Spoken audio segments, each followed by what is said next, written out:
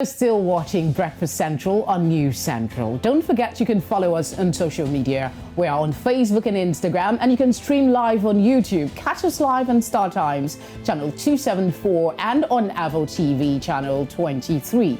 Now, sometimes, no matter how important your goals are to you, it's a struggle to bring your best efforts to your gym session or wake up the motivation to make it happen at all. But whether you're trying to lose weight, train for a race, keep your stress in check, or any of the other worthwhile reasons to make fitness a part of your life, staying consistent is key, even when you really don't feel like it.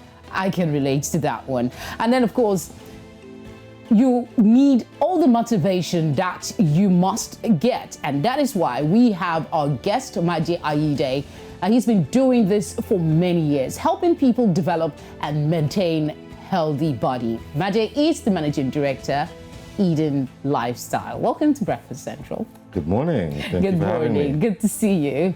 Okay, let's just get on with it. You're a very busy man. You've been doing this a long time. How do you create a balance and still maintain consistency? Well, it's pretty easy. It's because I love what I do. You know, it's an easy business for me because it's basically just my lifestyle. I realized I was passionate about exercise and fitness, and when I started living in Nigeria many moons ago, I saw this gap in the market. Like, look, there are just not many fitness facilities. People aren't really taking their health and fitness that seriously. So it was something that I really leaned into about almost 10 years ago now. That's some consistency. That's what we just talked about. People have this, after a while, you get laid back. You need to motivate yourself to get moving. How do you get people in your facility to be motivated? I think it really starts with mindset, you know, and I ask people how they feel. Are they happy with their lives? Are they content with where they are? Are they happy with their physical appearance? Are they happy with their energy levels? You know, things like that. That's, I think that's easier to get people to dial into the health and fitness lifestyle, as opposed to just tell them, oh, just go exercise, just go work out. I focus on the internal.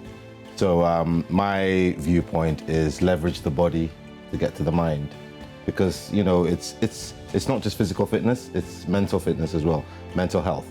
They're both connected. You cannot separate the two. So as you start to get fitter, as you start to exercise, you start to feel the mental benefits as well. So I really try and focus on the internal. There's some people who say, I've never been to a gym before, but a lot of people. I do take my exercise. But there's a difference when you have somebody you've paid a price, so you can go to the gym at whatever time when your time is scheduled. But for those who don't have, like me, that don't have any gym subscription, what do I do? Well, you know, my organization teaches you body weight exercises.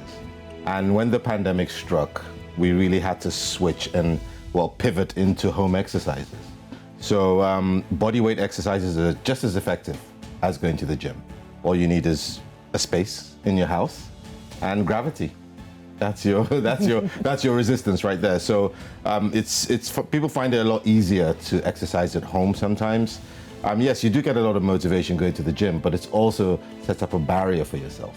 It gives yourself excuses, you know. Oh, I can't get to the gym today. It's too far. There's too much traffic. I can't afford my gym membership. No excuse. You must exactly. Get to it. So there's no excuse. That's the bottom line, you know. Let's talk about the place of diet. Some persons feel that, you know, in order to get a certain physique, you need to avoid certain meals. While some people say they eat whatever they want and they still exercise, and that's enough. They don't need to restrict the kind of meals that they eat. What is your perspective on that? Lucky them.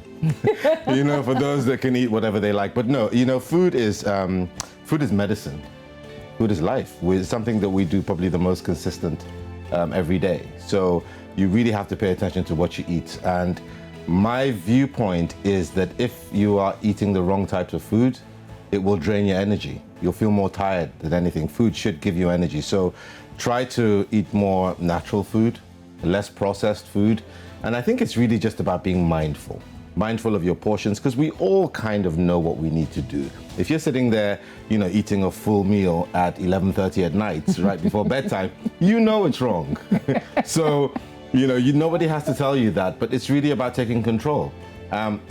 this whole journey is about discipline. Yeah. And that's a hallmark of success. I think when you put that discipline in exercising, it translates to other parts Absolutely. of your life. But we need to get there. Some people still have challenges. I so don't how judge do you anyone. build a routine? I don't judge anyone. You know, the truth is that some people are stronger in other areas. You know, you got people who maybe the corporate type, very, very disciplined when it comes to work, but falls apart when it comes to exercise. You know, and when it comes to that's a weak point. So, but how do you now get like a routine that suits your kind of lifestyle? Like for those busy executives you mentioned, they might not have all the time to go to the gym, you know, engage. So how do you determine the best routine for your clients? I have to tailor things to suit your lifestyle. You know, are you somebody that travels a lot, stays in hotels, always on the move, or are you working from home? You have a more sedentary life? Are you kind of chained to your desk more? It just depends on your lifestyle. We'll build it around that. But the point is, everybody has the time to do this. You know, there's nobody that's too busy to exercise. It's about where you prioritize it in your mind. So how important is your health to you? Because one thing I can tell you is the moment you get sick, nothing else matters. I must ask you this though. During the pandemic, a lot of businesses were affected. Oh yes. How did it impact your, I know you do other things, but when it comes to the training, your center and all of that, how did it impact, and how are you thriving in spite of the challenges of COVID-19? You know, a big part of my business is in mental health care. Okay, and this is preventative medicine at the end of the day. This is what fitness is. So we were already pivoting into a virtual world before the pandemic struck. It's something that I felt like if your business is not going to people's phones, then you're not ready for the new world. So we were already moving in that direction. So it seemed very natural for us as the pandemic struck. So we weren't really affected that badly by it.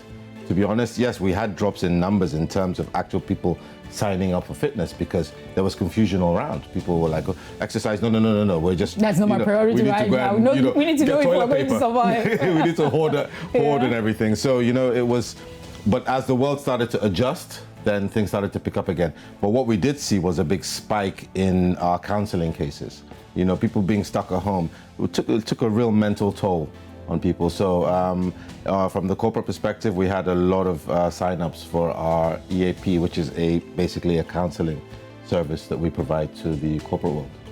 I must say thank you very much for joining us in Breakfast Central this morning. Thank you so much for having me. And have a good day. You too. Thank you.